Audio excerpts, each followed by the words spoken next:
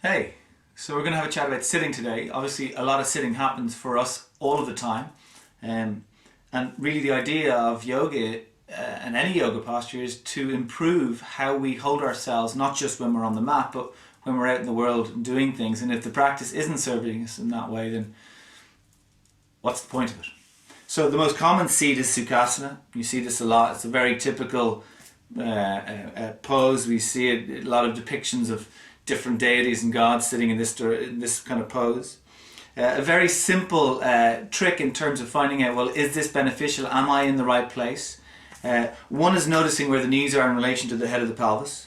So if the knees are raised very high above the head of the pelvis, then this isn't going to be a great position for you to sit in unless you can prop up the hips to find a place in which the groins can soften and the knees can relax. That'll happen through time. The other is to take one hand to the lumbar and just to feel the lower back. If you feel vertebrae protruding, so if that natural arch of the lower back is not present, if the back is either flat or vertebrae are protruding, then you're going to be putting added pressure onto that area, and again, it's not going to be beneficial. So there's a couple of things you can do for this. One is, as you sit, if we can create a movement of the femur bone as it relates and sits into the hip flexor or into the acetabula, into the hips, you create a broadening, a widening and deepening of the femur bone in the hips, then that's going to be one thing that's going to help you find a position that feels more comfortable and accessible. So you can hold the inner thigh with one hand and the buttock with the other, so right underneath the buttock, so we're leaning over on one side. You tone, so you create a tone of the whole thing and you move it as a unit, and it's a rotation inward. So the inner thigh turns down, the buttock pulls up, and at the same time I'm pressing my inner thigh. I'm holding the left inner thigh and pressing it to the left, and I'm scooping it backwards, literally like I want this thigh bone to sit deeper into the hip. And as I do that, I bring the weight back and I release it. And even there, after doing that one side, I can feel it feels like I'm more anchored and grounded in that. So I'm really bringing the bones home in relation to how they connect with each other, how the connective tissue is in relationship to those bones. And I'm looking for what is optimum for me in this moment. I do the same with the two sides to promote balance. Again, toning before I move. It's another little key principle that we work with, is that we want muscle to be engaged as we begin to move it. It means the work in the muscle will become more even and more uniformed. So this is one way, and you might find this of some benefit. What we're trying to do as we get the femurs to sit deeper is get the glutes to begin to become more active even as we sit, and they're learning how to mount and do their job. They begin to rise upward to create a support for the lower back. Of course, using a block, you can see I'm using one of the bricks here. Here's another one of them. So these are a great support to use, and I often find that, you know, we get into the idea that if we use any kind of support, that in some way it's diminishing our practice.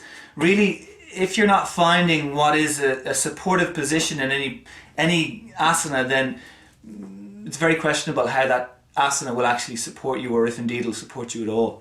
So here I use a little bit of support because I know when I do that it's much easier for the glutes to mount, the base glutes to begin to rise, and that creates a softening as I create an arching in the lower back. Obviously I don't want the lower back to be overworking, to be part of a bigger system, and we're going to go into this in the next couple of videos in which we see the lower back as part of an integrated system and how that begins to change the way in which we work with our backs. And it's a very misunderstood part of the body. Obviously it's a very misused part of the body.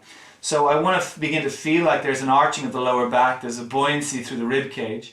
Again, I can separate the feet a little wider, and for me that lets the knees come to the floor, and for me that's even more comfortable, and that it might not be accessible for everybody.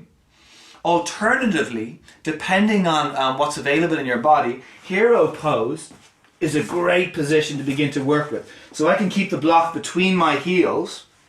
I can have the heels close so the thighs are parallel, the heels are parallel. I also want to make sure the feet aren't sickling inward, so there's a uniformity to the movement, the alignment of the bones and the muscle again.